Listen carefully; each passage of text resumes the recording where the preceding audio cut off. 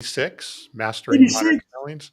Wait, we're 80 not 86th. We're not 86 or from here, are we? 86, not 86th. Oh, okay. Yeah. I appreciate that. Whew. Wasn't Get Smart 86? Mac, you I remember don't that? know. I Remember that? always knew 86 is getting kicked out, right? Yeah, I think it is. Yeah. Yeah. Anyway, I don't know where it came from, but let's get on to the real stuff. that's right. Well, welcome, Brandon. Good to see you back. We lost Carson today, but we got you back. So that's good. Yeah. And we have Bob. I haven't met. Hey, Bob. Yeah. Aloha. Yeah. So yeah, let us know where you're from. Say hello because we've got some good stuff today. We have great stuff. I have a feeling that both Tom and I are going to be on soapboxes today. It might Just get a little gritty. yeah. Well, we even have some slides. Yeah, I see he Yeah. confirmed Maxwell Yeah. Smart was Agent 86. There you go. So, and Brian, hey, what's And up, Brian Brian, as hey well? Brian, good to see you. Love it. Yeah, So, anybody else? If you're watching, throw your name in. Tell us where you're at. It's a fun community of people. You might meet somebody. Hey, you might even find somebody that you do work with. so Brandon, do you have an announcement before we get started on this? I do. I do for everybody, whether you're on the podcast or you're live with us. And I think we're live on YouTube. We're live on LinkedIn, of course, our primary platform, and we're live on I think on Facebook too. But yeah, hey, we've got a webinar. So if y'all know, we've added the webinar series with Fist Bump. It's part of our Mastering Modern Selling series, where we go deeper and we get more tactical and practical. And next week's going to be awesome. Mark Hunter, for anyone that knows him, the sales hunter, he and I are co-hosting a webinar together. Mark is going to talk a lot about ghosting, why salespeople are getting ghosted, what you can do to prevent it. He's also addressing a lot of questions that he's been getting lately. Like, we get some engagement, but there's no interest. And all of that also relates to our topic today about the anonymous zone, which is going to be really good. But the webinar, I think Noor's going to add the link into all the comments. It is going to be next Thursday at 11 a.m. Eastern. If you register, we'll give you the link for the recording if you can't make it.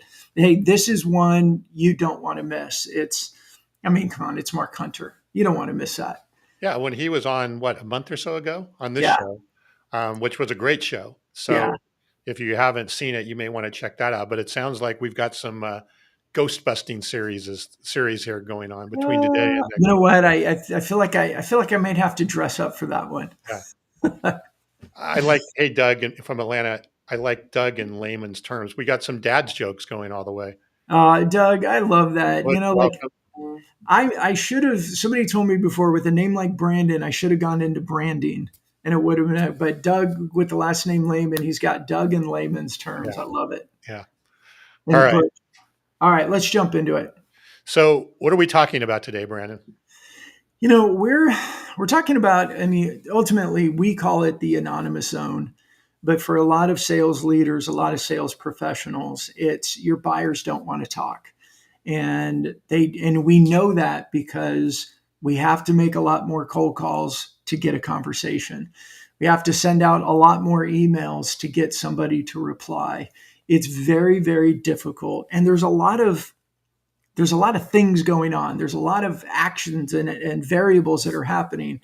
We talk with Larry Levine. He'll say, hey, we're in such a low trust economy right now for sales that people just don't trust them. And so they don't want to talk to them. But I think it's also not that Larry's wrong. There's these compounding effects, and buyers don't need salespeople. And we know this from the analyst data. And I share this a lot, that when I first started looking at this data, I think it was around 2012, 2013, the data said that buyers were doing about 30% of their research before they reached out to anyone in sales. That number now is up to 80%, give or take, depending on which analyst you follow. It's higher depending upon your product, right? If your product is not a very, expensive or considered purchase, they may do 99% of it. Right. And they're doing that because they can. right? They don't need to talk to salespeople. They could go to, if it's on the tech side, they can go to G2 and do a bunch of research, Uh-huh. right? They could go into LinkedIn and do a bunch of research. They can go into their community and say, hey guys, I'm looking for this. Who do you recommend? And that is efficient. It's more efficient for them to go to a trusted friend or colleague or former colleague and say, hey, I know you did something around this before. Who do you recommend? And narrow it down. So salespeople, it's just so easy for a lot of buyers to just completely ignore them and not feel like they're losing out on anything. Because they're not. And they're not. So what do we do about this, right? I think that's what we're going to talk about. Do we just throw in the towel and say forget it, or what? Just wait for people to Actually, show up eventually? I hope not. Well, and here's the other one. When when I was on Vince Menzione's podcast, The Ultimate Partner, when I was doing my prep work, I listened to a couple of his episodes beforehand, and there was someone on there that was saying 2024 is a pivotal year because it's a year that millennials become the decision makers for over $3 trillion in decisions. And what does that mean? Well, millennials grew up differently. Like they grew up with these things in their hands.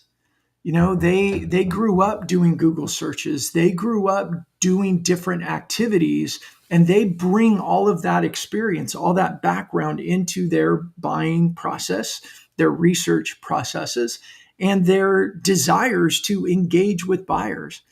And I think the number that they shared on there, and don't shoot me if my number was kind of off, but it was like 70% of people that in this research they did said they preferred a sellerless experience. Yeah. Well, and I want to hit Bob's comment here before we jump in, because I was going to touch on this here. Bob's saying, according to Gartner, buyer remorse is on the rise. Yeah. So I write about this a lot in my book, right? Yeah. The anonymous zone, pardon? Well, and it reminds me of Yeah, when Matt Dixon was on and yeah, we talked about FOCU instead of right, FOMU, right. the But fear of I think it's a double-edged sword, unfortunately, right? For even the prospects and the buyer, for everybody to be on their own. There's a lot of places to get lost, confused, down rabbit holes. And so again, the buyer, a lot of in the buyer remorse or even buyer indecision, right? yeah, Buyer remorse is generally after the fact. It's like, should I have really done this? But even buyer indecision is very, very high, continue to be high, because it's hard for them as well to sort through the noise, right, right? So it's hard for us to know what they're doing from a sales perspective. It's hard for them to sort through the noise. How can we somehow meet in the middle and help them make a better decision while at the yeah, same time get us as a sales or in a business, a business organization getting more data that we're looking yeah, for. yeah. Hey, Rob Fagan, thanks for joining. Yeah. Hey, Rob. Yeah. All right. Yeah, and it also reminds me when Mark Hunter was last on our show, whatever that was, a month and a half ago. He led with saying, "Hey guys, consistency creates credibility." And when we're using the cold call motions, we're using the email motions, we tend to go through some sort of a sequence, 5 calls, 10 calls, 20 calls, whatever the number is, but they ignore, and then you stop and there's no consistency. Now, number one, we can argue or discuss, is that outreach method the right way to do it? But still, the reality is that you do it for a short period of time and then quit. And that's not consistent. So you don't have that credibility. Plus, in my opinion, it's not the right medium to be consistent. You call them every week for 3 years, you're just going to piss people off. Yeah. It's inconsistent, but it's also rude in some cases, right? Yeah, So to absolutely. the other side. So, well, let's take Rob's comment here. The buyer journey is changing, and we sellers have to have a way to align with that journey. Let's talk about what we are learning, what we're seeing, and how to make that Yeah. happen. And I think also I'm going to shut a few things down here in case we move into the slides. Um, what's interesting for me with that, and I love that Rob said that because there's been a lot of content. We've been talking about this for years. what I sense, and I see it in our own sales cycles, the acceleration of our sales cycles. Um, we've been talking about this for years, and I think there's been a lot of head nodding. But you and I were talking before we went on the show. Is the pain is getting real and really, really freaking real. Like people are not hitting their numbers. And for several years, post COVID, I think pre COVID, it was starting. COVID accelerated a bunch of change, but they had the opportunity to go, when it all goes back to normal, we'll be okay. When we all go back to normal, it'll be fine. And then 2021 came and went. In 2021, a lot of numbers weren't so bad because they lived off pipeline from 2020. But it was in 2022 that the pain started to happen. And I'd say in 2023 was that oh shit moment.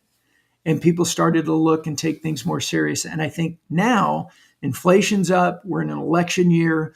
There's a lot of change going on. And I think now, and I see it just in the calls that I get from people and the acceleration of sales cycles that we have with customers, there's a desperation to find something that's going to work.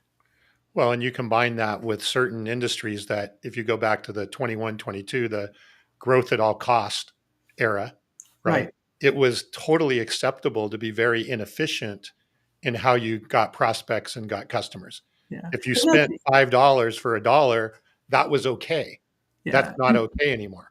Yeah, So, well, and that's in the tech industry and the SaaS industry, the funded companies, absolutely, and that's gone away. But even in the traditional companies, what I call the real companies and normal companies, right? They're running their business on cash flow, sure, not on investment correct. dollars. They can't do that. They've never really done that. But even those companies, the manufacturing companies, the professional service companies, um, they're reaching out. I mean, it reminds me, and I won't use names, but somebody I spoke to, they've been like 28 years. They're a partner in a company, and he's responsible for business development. And I said, well, the first time we met for coffee, and this was another one of my tapping me on the shoulders of, hey, I know you from LinkedIn, right? And then it moved to coffee. Thanks, Rob. Normal companies. Um, when we first spoke, I said, well, do you still love what you're doing? It's like what I like to ask people, do you still love what you're doing? And he kind of said, he's like, no, I don't. I said, why not? And he's like, I miss the days when I could call 30 people in a week and about 15 or so people would return my calls. And half of those would become a conversation, an opportunity, and two or three of those would close. And it was just fun. Not only were we growing, but I had conversations with people, even the ones that didn't buy. I had conversations with people. It's like now I don't have conversations with people. I call and call and call. We've tried email. We've tried PPC campaigns. We've tried LinkedIn ads. We've tried all these things. And the reality is, I just don't talk to enough people. Yep. Well, they're out there. So, do we want to kind of go through some of the answers to this or some of the things that we're discovering here? Yeah, let's do it. Lead the way. Well, I know you had some slides, so I'm Yeah, wondering. yeah. I think we should, if everybody's okay with that. That's a little unusual for our show, and I know everybody on the podcast. We're sorry that you can't see these, but come to our LinkedIn page, go to our YouTube channel. And we'll do our It'll, best to describe it'll it. all, The slides aren't that intricate, so yeah, they're there's not not many. that interesting. But so let me see how I'm going to do this. I got to share my screen first, don't I? All right, You, and can everybody still see that? It kind of hides me. yeah, you just need to turn it into the slideshow mode, I think. Okay, let's see. Are we good? Yeah, now it's showing both your screens, but that's okay. I think we can. It shows both my screens. Yeah, because I think you've got the All right, whatever the. I got this. Watch. Hey, there you go. Does Whatever you that did. work? That's perfect. Yeah. Okay, perfect. Well, I can't see you anymore, so if you make faces at me, I don't see, and I don't see the comments. But Okay. like, I love this slide, and I got encouraged to start talking about this again. Thank you, Michael Cups, in our coaching group. He brought this up the other day and said, "Hey, what really got me interested in what Brandon had to say was when he talked about the buyer circle of trust. Like that really resonated me, and so I thought it was appropriate to bring this up. But If we think about the way buyers buy, and I want to encourage everybody, even if you're a sales professional, you're a sales leader, you're a C-suite, take your sales hat off for a second and think about the way you act as a buyer. What do you do? And how many times do you answer a call from someone you don't know? How many times when this rings and it's an unknown number, do you go, "Oh, let me ask it. Let me answer that and see who they are." Right? We don't do that. So, how buyers buy. First of all, buyers are the center of their universe, as they should be. And they allow themselves to be surrounded. They surround themselves and they allow people to come into their world who they trust, who they allow to come in, who they have respect for, from their content, from what they say, what they do, whatever it may be. They allow those people to come into their world. And they do it through a few different mediums. There's LinkedIn, there's blog articles, there's YouTube channel, there's shows like our show, there's webinars, newsletters, whatever. They allow those things in that they choose to let in. And then you have the unsolicited stuff. You have the cold stuff that's further on the outside. But what we all can do right now is put up this wall. That's why I call it the circle of trust. We can keep people out. We could keep messages out that we don't want to have. We don't have to answer calls from an unknown number. We have junk folders and spam folders that we could crank up the settings. So a lot of stuff goes in there. I haven't looked at my junk folder in years. I used to, years ago, I used to go, well, maybe something important got through. Now I know there's so much stuff that comes to me. I don't even bother looking in my junk folder unless somebody I trust says, hey, I sent you something. It might be in spam. Go look for it. So we keep out. We unfollow people we don't want to talk to and we don't want to listen to. We disconnect. We unsubscribe. And we have tools that make it easy for us to do that. Like on my iPhone, on emails, there's a big unsubscribe button at the top. I can just unsubscribe quick and easy. So we have all these tools in order to solidify and fortify this circle of trust, which means if you're a salesperson, you're a leader of a company, you're a sales leader, and you're outside the circle of trust, the question you have to ask yourself is, how do I get invited? How do I get welcomed in? Because if we keep trying the cold pounding, we just hit the wall. So, I'll pause there, Tom. yeah, no, I want to hit a couple of points here. Okay. This is an awesome slide, right? It's a really good slide to, sometimes we take it for granted. We've seen it so many times, but it's really, it's more accurate than ever. Mm-hmm. But on the outside there, right, where you have the red arrows and it says unsolicited emails and pitches, to us as buyers, that's noise. Right. That is noise, right? It is noise and distractions that we don't want. Okay.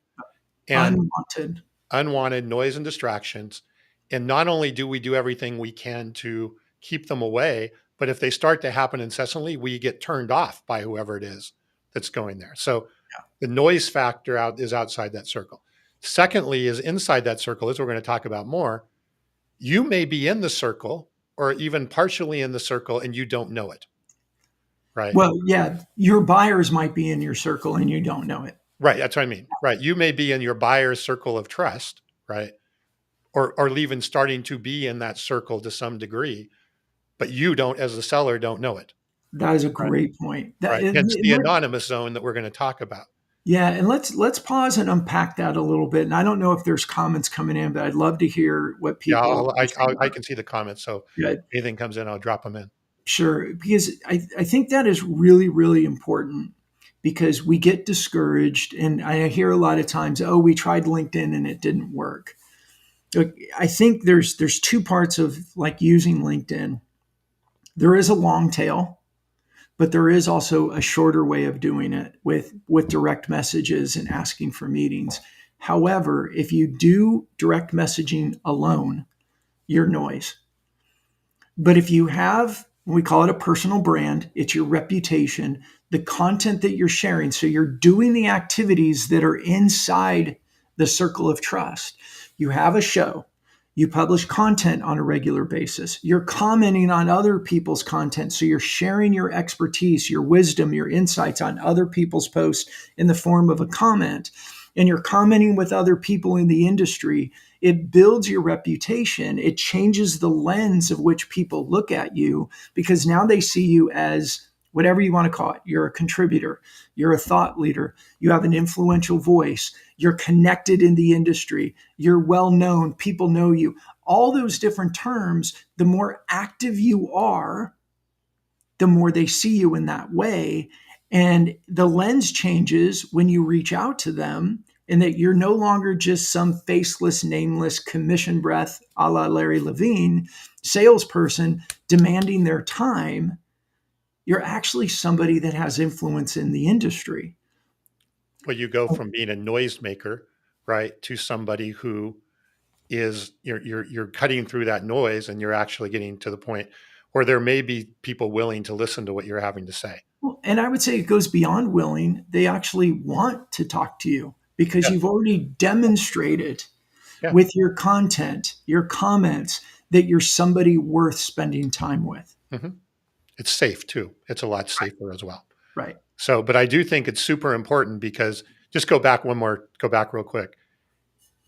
And we're going to talk about this is that as sellers, especially, even people that have been doing LinkedIn or even webinars or whatever, any sort of thought leadership, you may be in more circles of trust than you are aware. And Yeah. I want to hit on Bob's comment. We will, as soon as we get to the next slide here. Bob just left a really good comment that it ties in perfectly to what we're going to talk about here. So yeah, go ahead, Brandon, and jump Sure. ahead. Yay, Bob. No, and so what Bob was saying here, there's a good way to start off, right? Sam, TAM, I think it's what TAM, total addressable market, service addressable market. I can't think of all of them now. There's all these different terminology now about your market. Are the 95-5 space. So only Yeah. 5% or less are in market, and 95% are interested to one degree or other, farm the 95, hunt the 5%. So I call that the curious and the serious, right? And there's actually a third layer, which is the completely uninterested, right? It's there are, if you're let's say your addressable market is 100,000 companies. There may be, as Bob just pointed out, on the high end, 5% of those that are seriously in market looking for what you're doing. It's probably Right. more like 1 or 3% in reality. Right. Okay, so that's what, 3,000, 5,000. Let's given the now there's these other 95,000 companies. Some of those are curious. Some of those are looking at what you're doing or Or care they about could what, be curious. or could be curious, right? They're potentially able to be curious. And then there's a lot of them that don't even know anything, and they're kind of just oblivious to you and oblivious to whatever it is that you're actually doing there. Right. And it's important to separate those out and understand that we talk about capture demand and create, and most companies are trying to capture that 5% or that 3%. Red ocean. Red ocean, very red ocean. All right. But yeah, great comment, Bob, because that's what we were going to about ready to talk about here. So Yeah.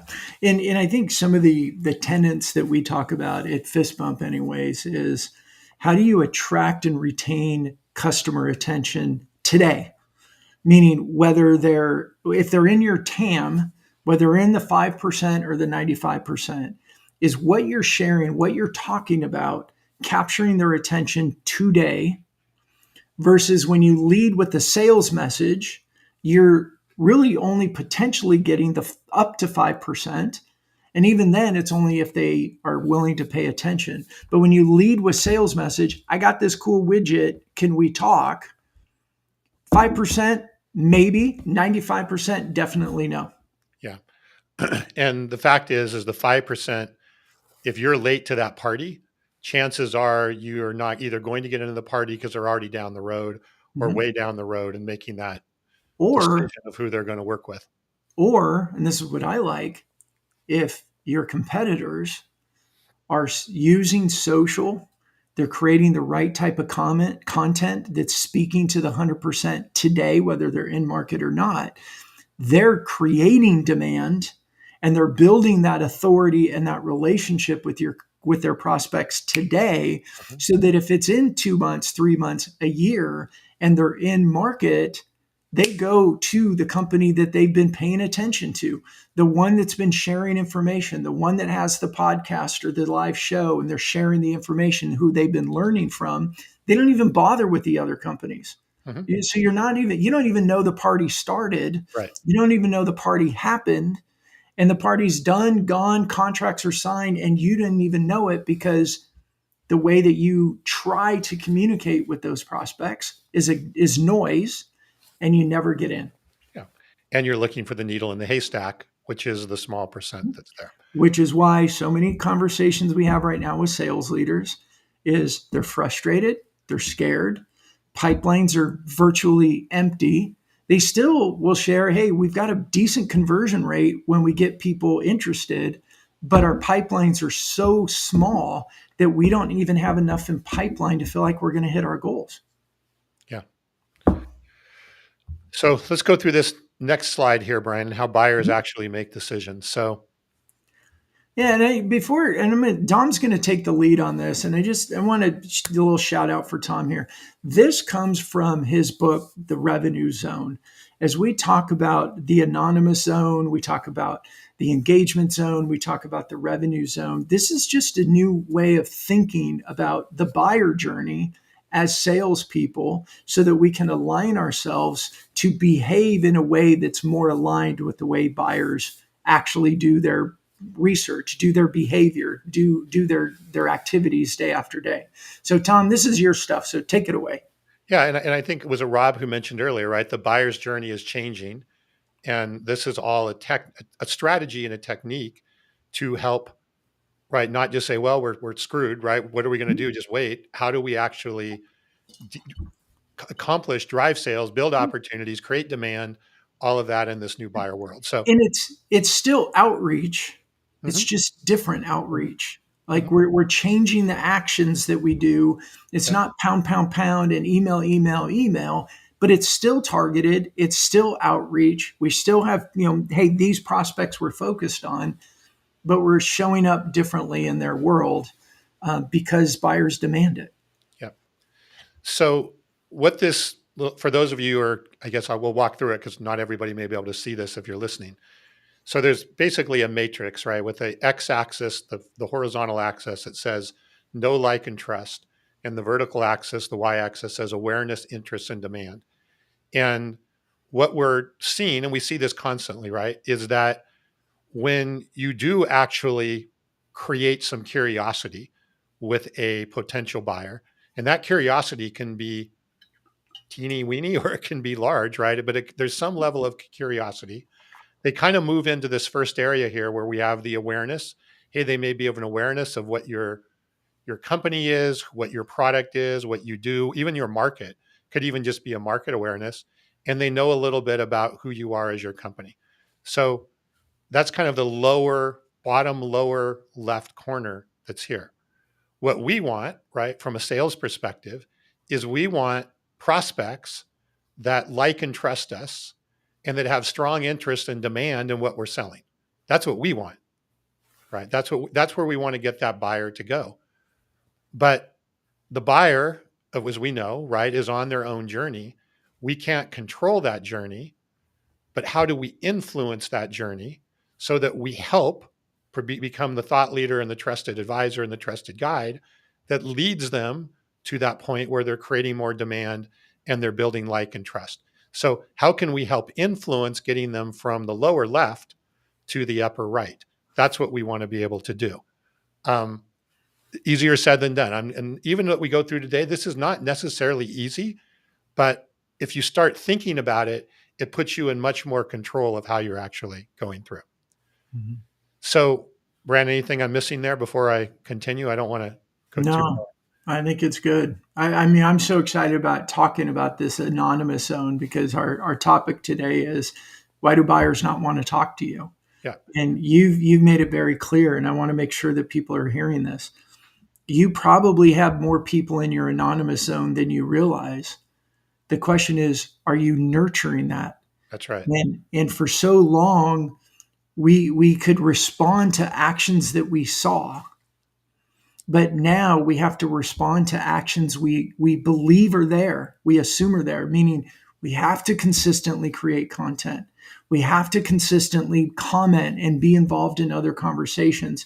We have to be sharing our knowledge, our experience, our wisdom, because people are watching, people are listening. And I've got a ton of stories that I can share to support this. And just, a quick one. Last Wednesday, I get a message from somebody on LinkedIn that said, "Hey, Brandon, I think I'm finally ready. Can we talk?" And it's somebody I haven't talked to in a year and a half. But when I got on the phone with them that day, it's like, been paying attention to your content, been listening, been reading, love where you're going. I'm ready for my company. What do we need to do? I didn't know for the last year and a half that he was still paying attention, but he was. And if I stopped because I went, "Oh, LinkedIn's not working," and just stopped creating content, I would have lost out on that Right. because I didn't stay top of mind. I didn't stay relevant. I didn't stay sharing the information and expertise that our company has. Yep. So yeah, he was in the anonymous zone for, like you said, at least a year and a half, maybe longer. Mhm. Right. So yes, we are, whether we know it or not, we are getting potential prospects that are curious and that are moving into our anonymous zone. Now, what are they doing in that anonymous zone? They may be, as you pointed out, Brandon, looking at a show, watching a show, looking at your LinkedIn post. Maybe they are going to your website and reading a blog. Maybe they are downloading a white paper. Who knows, right?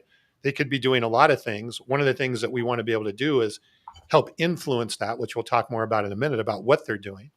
But they're in that anonymous zone, researching, studying, whatever it is that they're trying to do. And they And, want to stay anonymous. Sorry, right. Tom, I didn't mean to interrupt. I can't see you, so I can't read the facial cues, Okay. but they choose to stay in the anonymous zone. They don't want to talk to you. So you might be making the calls, but they're not ready and they don't want to talk to you. Right. No, and think about yourself, right? I mean, that's how I do things. You do things, right? Yeah. We want to just do our thing until we're ready to need something else other than that. Yeah. So that anonymous zone can continue for quite a while. The question and the challenge is, right, is how do you actually influence that buyer in that anonymous zone to actually not just kind of go around in circles and become confused, which can happen, and actually drive more interest and create more demand for your offering, your business, your versus a competitor or somebody else. And Oops. no, it's okay. So Sorry. there's really three things, and I talk about this in the book. Here's the simple question that you want to ask. Think about a buyer or a potential buyer that may be in your anonymous zone. There are three things, there's things that you want to ask. What are the three things that you would want your buyer to understand about your product or service or company? And what are the three things, this is an and, not an or, and what are the three things that you would want that buyer to believe about your product and service or your company in order for them to move out of the anonymous zone? In other words, what would cause that buyer, the things that you could help them understand and the things you could help them to believe that would cause them to potentially move out of that anonymous zone, right? If you can answer those questions very simply, right away, that starts to give you a little bit of guidance as to the type of content and the type of messaging that you're providing into that anonymous zone so that people are moving through it because you're doing it with cause in a sense of causing them to understand or believe. Okay, Brandon, I'll stop. Yeah, no, because I want to, that was excellent. And I want to make sure that we emphasize this and everybody hear this. When they're in the anonymous zone and they want to sit back and they're watching, if so much content right now, and it's just bad content. I mean, I spoke to a marketing person with a Microsoft partner yesterday, and she just said, our social content's bad. It's always about us. It's product focus. We get no engagement, but we keep doing it because we're told to keep doing it. What you're talking about in the anonymous zone and knowing like what are the three things they need to understand and what are the three things that we want them to believe when we think about our content that way, it changes what we're sharing. Mhm. It forces us to create buyer centric content and get away from all of our seller centric garbage. I don't mean it to be garbage, but from a buyer's perspective, they don't care about your seller centric content. So it forces us to think more from the buyer's perspective and give them information that's really intriguing for them, captures their attention, gets them on the y axis going, huh, this is interesting, starts to develop more interest. And the more that you do that and the repetition and the consistency, remember Mark Hunter, consistency creates credibility. The more we do that, it starts moving them up to the point where hopefully they start to have demand. I want to know more about this. And simultaneously with the x axis, our content, the humanity of the content that we add in it too. So it's not just business, business, business, but we're also showing a bit of who we are as a person, just like we do in face to face. We share a little bit more about who we are as a human being, not just all business all the time. We start moving them down the trust. Like, you know what? I think I like this guy. I like what they're saying, and you see a little bit about what they do as a human, not just as their title. And we're moving them to the right, higher trust. We're moving them up on the y axis into interest and demand.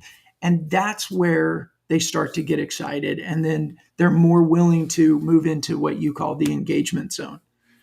Yeah, exactly. Great summary. And just before we leave the anonymous zone, right, as sellers, we have to trust that we have potential prospects in that anonymous zone, even though we're not getting the signal, we're Yeah. not getting the confirmation.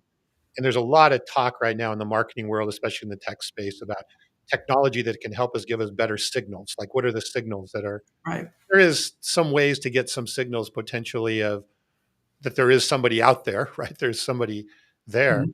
But those signals don't necessarily reflect, are they in fact moving to that up the matrix, or are they actually moving Yeah. to that point of demand?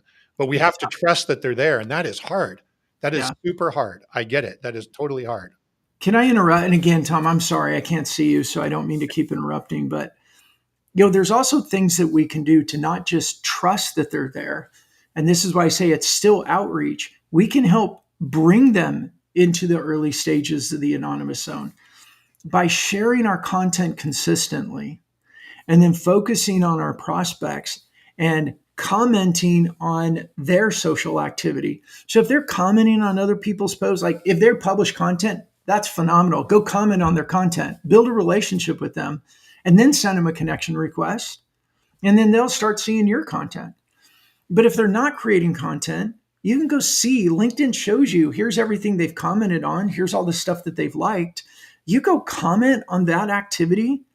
So here's the example. I know Rob Fagan's on here. I don't know Rob. I want to meet Rob. I want to get to know Rob. I can cold call and cold email. We know it's going to be low probability. But if I go to LinkedIn and I go look at Rob's LinkedIn activity and I see that he comments on Carson's content a lot, I go comment on Carson's content.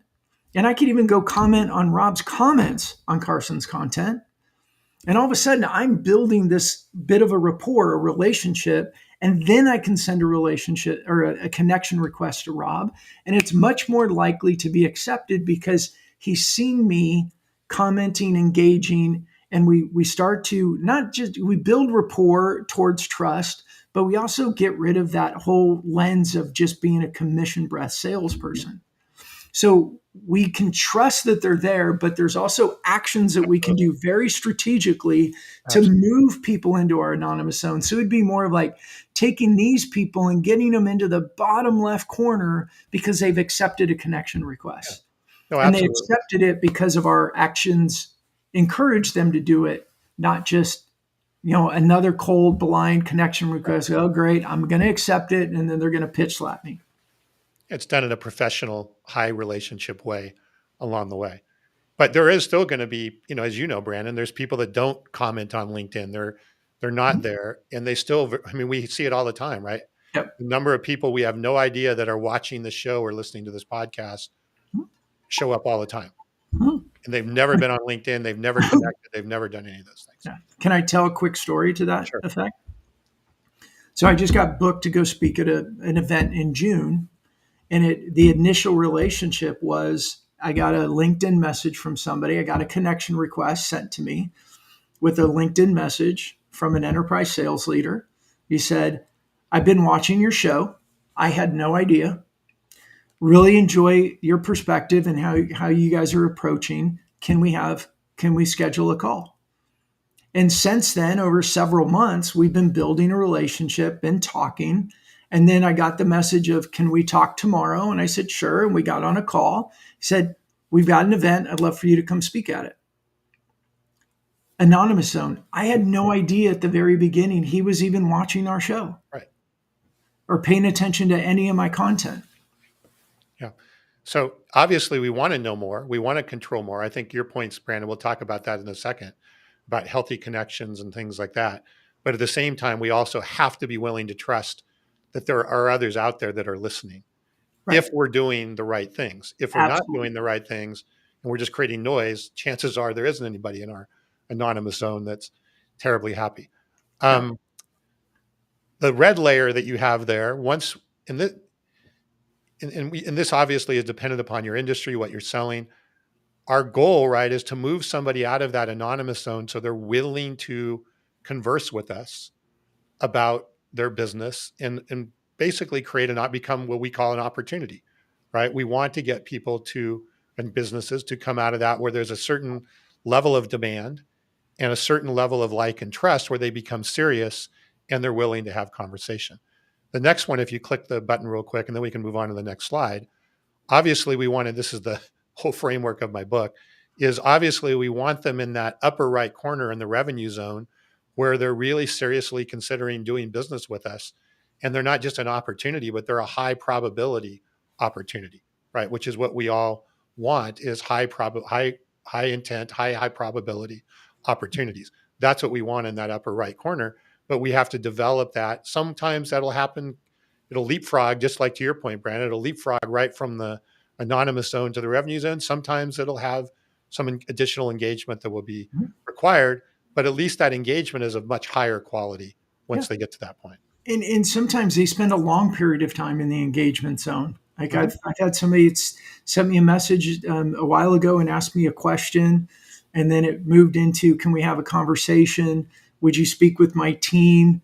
And then kind of disappeared for a while, and then engaged again. Like we've got to let buyers follow their own path because there's so many variables that they're dealing with. They've got budgets, they have budget cycles, they have internal things happening. But if we push, they're gonna back off and want to be out. We've got to consistently be providing value added content and be available, but not too pushy. Mhm. Do you want to go to the next slide? I do. I want to say one last thing on this. I think this slide, this process, I think over the last several years, you get a lot of people that go, okay, but then they want to go right back into making the cold calls and sending the emails because it feels like you have more control. Right. And this can feel like it's passive, and it's not passive. Exactly. It'll That's the feel point passive. I wanted to make. Right. Yeah. This is not passive. This isn't, oh, social media. Oh, it's long tail. That's why I wanted to make that point. When you were saying the anonymous zone, you got to believe that people are there. We also can very actively, very aggressively do activities to get people into our anonymous zone because the content we share, the way that we communicate on LinkedIn, even the content in our newsletters and stuff, if it's not so sales, but it's actually buyer centric, something that 100% of our TAM would look at today and go, that's valuable to me, whether they were in market or not. That's how we actively and aggressively bring people into our community, and they're in our anonymous zone. Now, how active they are and all that totally depends on them. But when we do the activities that we can control, it is very active, it is very aggressive, and we're building out our community. And the more people you have in the anonymous zone, obviously, the more people are going to move to the engagement zone and ultimately to the revenue zone. And could feel passive because of the past 50 years of the way we pounded sales. But with a modern buyer, this is just the way it has to be because this is the way they behave. Mm-hmm. And it's the way we behave, right, when we buy. Yeah, Yeah. exactly. So, a couple strategies here. If you kind of, and I think we've touched on some of these, but one way to start moving people through that anonymous zone as they move in there, right? You touched on this, Brandon. I think the first step here you have is, and again, this can be, through LinkedIn or what have you, some Face form of to healthy face. connection, Yeah. right? Could be face to face, could be something, but LinkedIn and social media is a very safe way for most people to develop that healthy connection.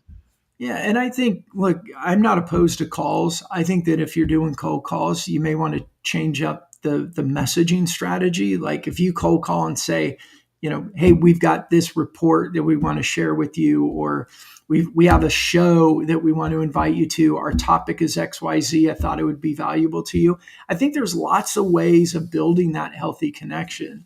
But the traditional way of, hey, we've got ABC product. We think it can help you. Do you have time for a meeting?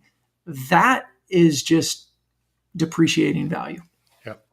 I want to hit Bob's comment here real quick because Sure. I know you can't see it. He's exactly right. It's what we were just talking about. When reason where people revert to phones and emails for outreach is because it's hard that the seller is remaining anonymous, right? Social media is all about anonymity, is on it. Easy for me to say, being anonymous, right, Yeah. along the way. So because it feels good, right? It feels like, okay, I can call Brandon. I know Brandon. I have a name here. I have an email. I can reach out to Brandon, and it feels better. I get it. It feels like you're doing more, I guess. Yeah. It's, So it's, it's a bit of go slow to move fast, as yeah. we've said. Okay. So what's the next circle there? Willing to converse and engage. You got that one? No, go ahead. Oh,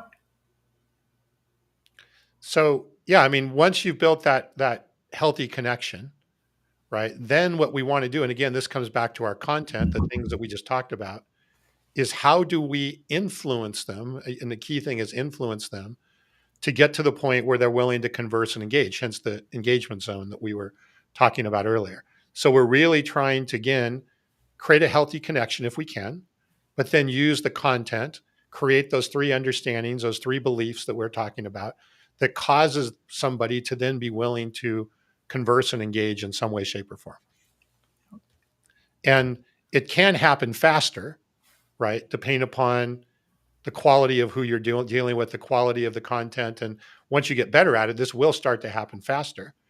Then that turns into a real desire to really learn about your business and learn about how they can do business with you, which then brings them to that right corner, which is what we all want, which is that high intent, high probability opportunity along the right. way. Yeah. And that's why the consistency of everyone on our team, especially sales and leadership, sharing the right type of content consistently, commenting so people see you engaging with other people's content. It shows that you're part of the industry. It shows that you have influence in the industry. That's why LinkedIn is so important. And that consistency. And I get it. It's really hard. It's a new motion. It's a very new motion for salespeople to show up on LinkedIn, to have good quality content, to be consistent. And I still believe most people are scared to death of sharing content in LinkedIn or any other social media.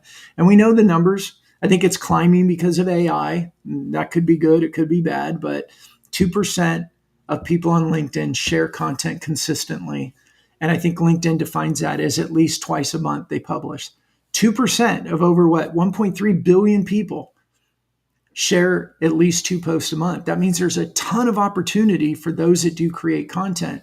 But I get it. We're scared to share the wrong thing. And I believe one of the unspoken obstacles to creating content is fear. We're all, I mean, it's human nature. We're scared to be rejected. Nobody wants to be rejected. What if I post some stuff and nobody comments? What if I post something and no one cares? Like, I don't know if I was thinking of Carson. There's that scene in Back to the Future where Marty's dad, he's trying to get him to go talk to his mom. He's like, I don't think I can handle that kind of rejection. Like that's what I think is happening, and why people will say, I just don't have time to create content. I believe the real reason is, what if my content sucks and nobody responds to it? That's a scary thing. Yeah, and it might, right? In fact, Mhm. some of your content is going to suck. Yeah. But again, I think if you can go back to, and we do this all the time, go back to how does my content align to helping them understand the three things that we want them to understand? How does it help them believe the three things we want them to believe? And then it may not be very good at first, but then it allows us an opportunity to get better and optimize and get Yeah. better and better and better.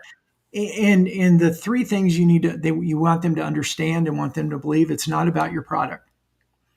No, it's what they need to understand and believe to Mhm. be in that point till they're willing to converse and engage, willing to go to that engagement zone and go from there.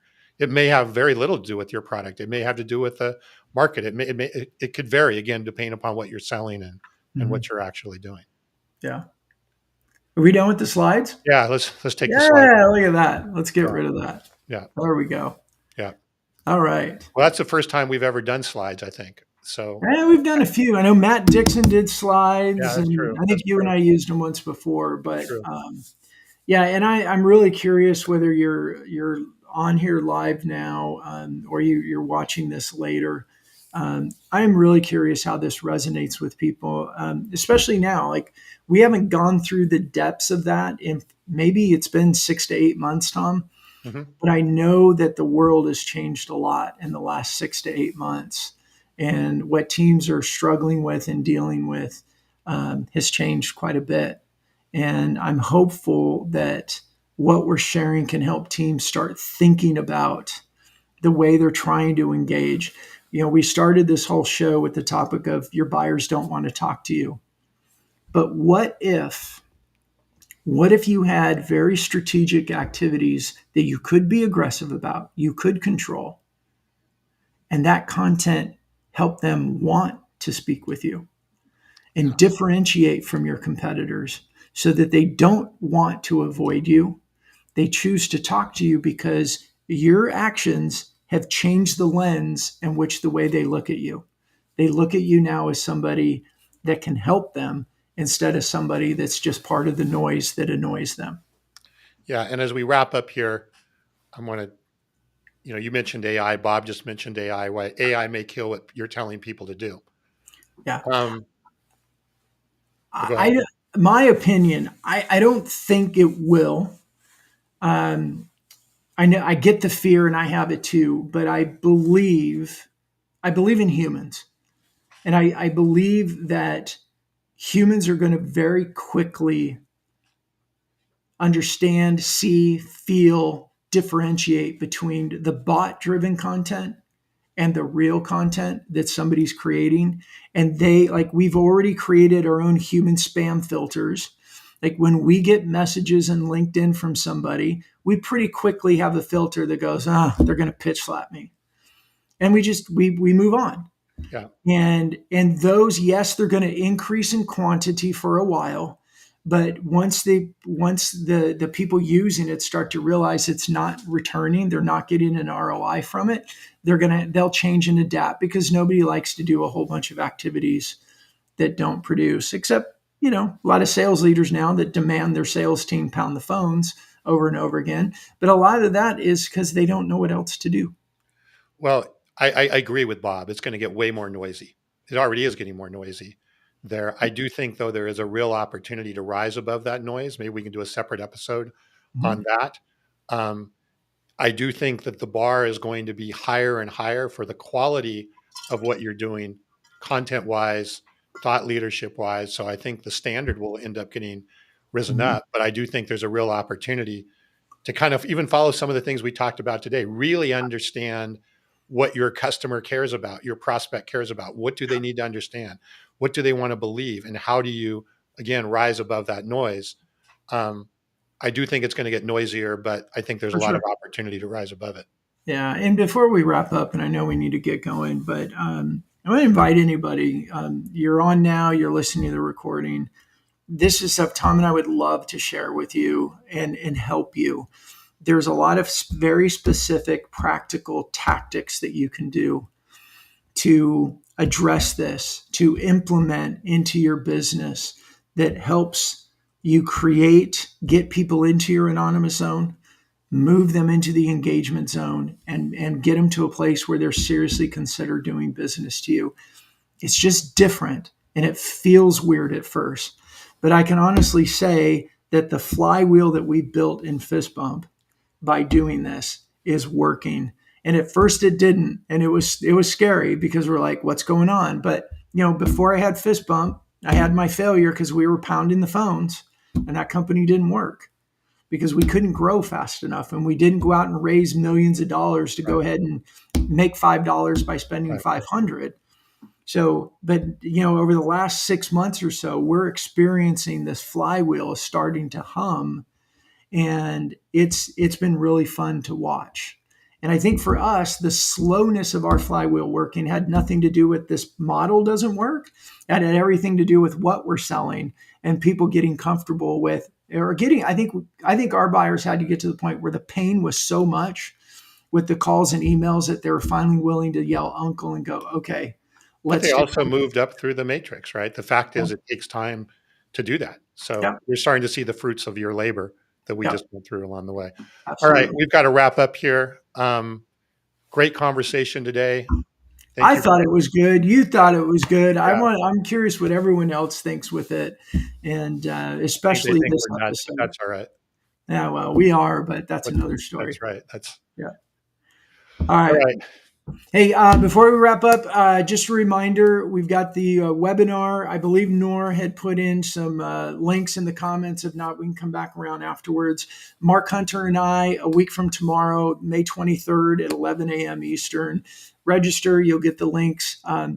Mark's awesome. Most of you know who he is. He was a phenomenal guest for us. I've gotten to know Mark more and more. Really, really appreciate him as a friend now, too. And I'm really excited about that and the tactical and practical side that he's going to bring to that. So, love to have you there if you want to register for it. If you can't find the links or anything, ping me and I'll get it over to you.